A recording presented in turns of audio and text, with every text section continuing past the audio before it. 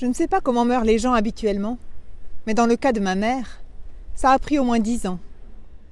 Sa façon d'aborder la mort a été du début à la fin tauromachie, une longue feria qui s'est étendue de septembre 2009 à juillet 2018, avec des pics correspondant aux grandes temporadas qu'elle manquait pour cause d'opérations chirurgicales ou de chimiothérapie.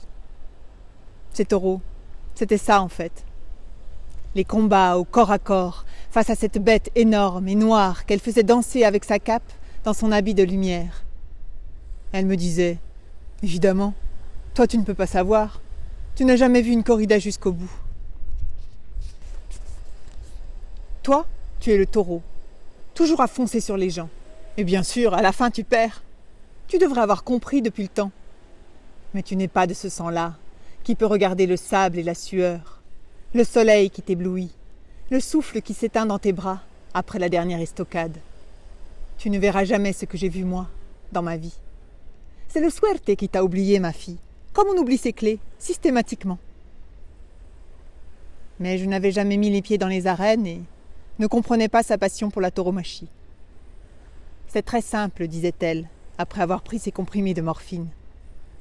Le taureau, en fait, c'est la femme.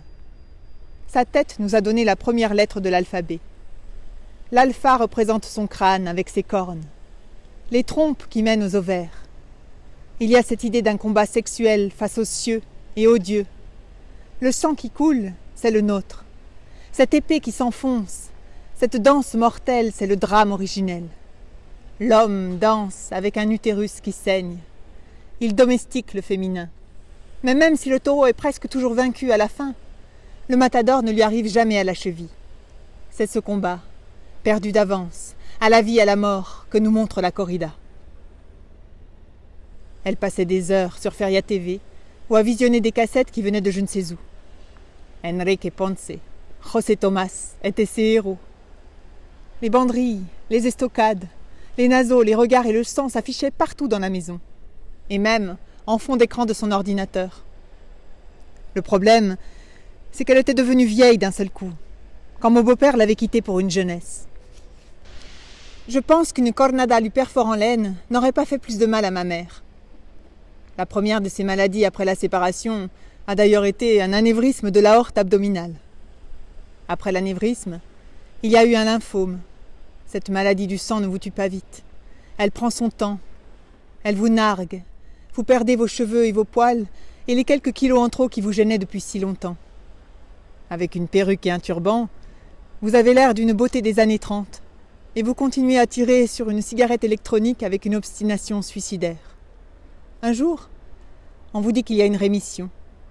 Cette maladie est dite indolente et c'est vous qui le devenez. Face au taureau, vous êtes la reine de la Véronique, cette passe de cap ultime, dénommée d'après la sainte saignante qui, d'un mouvement preste, aurait imprimé sur son linge le visage du Christ. La reine mère. La corrida suivante est beaucoup moins glamour. C'est un cancer du côlon. Ma mère aimait faire des blagues à ce propos. Tu vois, la colonisation, c'est la source de tous nos malheurs. Les gens ne devraient pas mourir sans mode d'emploi. Ma mère a essayé pourtant.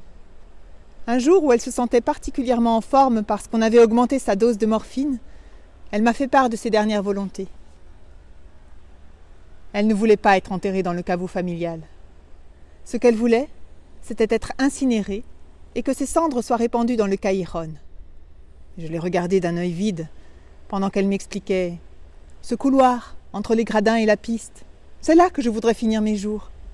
Il faudrait faire ça à Nîmes, pour Noël par exemple, ou le jour de mon anniversaire. » Elle n'aimait ni Noël ni son anniversaire, et nous n'étions allés qu'une fois dans sa ville de naissance. C'était sa vie secrète, celle des temporadas, des amitiés de corrida, des griseries nocturnes et des éblouissements tauromachiques. C'est le 25 décembre 2019 que j'ai fini par aller aux arènes de Nîmes pour répandre ses cendres dans le fameux Caïron. Je n'étais pas particulièrement enthousiaste, mais ma fille y tenait beaucoup. Elle avait juste 16 ans et beaucoup de caractère. J'avais donc loué une chambre à l'hôtel du Cheval Blanc transformé en appart-hôtel. Le soir du réveillon, nous avons bu une coupe de champagne avec des tartines de tarama achetées au Franprix. Alors que je me servais une deuxième coupe pour me donner le courage de transvaser les cendres de l'urne dans un sac plastique, il fallait préparer l'incognito funéraire sous les dehors d'un contenant ordinaire. On entendit soudain s'élever l'Ave Maria dans la rue. Je me suis retournée lentement et j'ai vu une chanteuse vêtue de rouge s'agiter devant ma fenêtre. Vous savez comment se passe un deuil. On pense que les morts nous parlent et nous envoient des signes. Mais c'est quand même assez rare d'avoir une mère qui s'appelle Marie, de devoir répandre ses cendres dans les arènes et de voir la veille une cantatrice chanter l'Ave Maria au-dessus des arcades avant de voguer juste sous vos fenêtres. J'ai mis un moment à comprendre qu'il s'agissait d'un spectacle de Noël. La chanteuse était suspendue à un câble grâce à une grue installée sur le parvis des arènes et flottait dans les airs, entourée de 4 anges blancs. J'ai trouvé que c'était trop, cette histoire d'ange. Le 25 décembre, les arènes ouvraient à 10h. Nous sommes passés avec des mines de conspiratrices et mon sac à dos Herschel qui m'avait coûté un bras. Dans l'espoir d'avoir l'air d'une touriste ordinaire, j'ai pris un audioguide, ce qui m'obligeait à laisser ma carte d'identité. On aurait cru qu'on allait déposer non pas des cendres, mais un cadavre. Il faisait un temps magnifique. Et la grande roue d'une fête foraine de Noël tournait à la verticale des arènes. Il n'y avait qu'une dizaine de personnes dans les gradins, déambulant avec leur audioguide en regardant à peine l'édifice. Pendant que ma fille allait graver un cœur avec son prénom et celui de ma mère sur une pierre, je me suis approchée de la piste et j'ai sorti machinalement mon sac en plastique. Il n'y avait pas de vent, mais j'ai tenté de sentir par où l'air s'envolait pour m'éviter d'inhaler ma mère. J'ai sorti le sac et me suis mise à marcher dans le sens contraire des aiguilles d'une montre, en tenant le sac ouvert côté sol, qui se balançait à la manière d'un encensoir. J'ai pris l'air dégagé, nonchalant, comme ces jeunes filles dans les tableaux des impressionnistes qui, éclaboussant le monde de leurs regards mélancoliques, laissent leurs mains voguer sur l'eau pendant qu'on les promène sur une barque. J'avais l'impression d'aller sur l'autre rive, moi aussi, tout près d'un Styx imaginaire que ma mère allait franchir à sec, maintenant que poussière, elle redevenait poussière.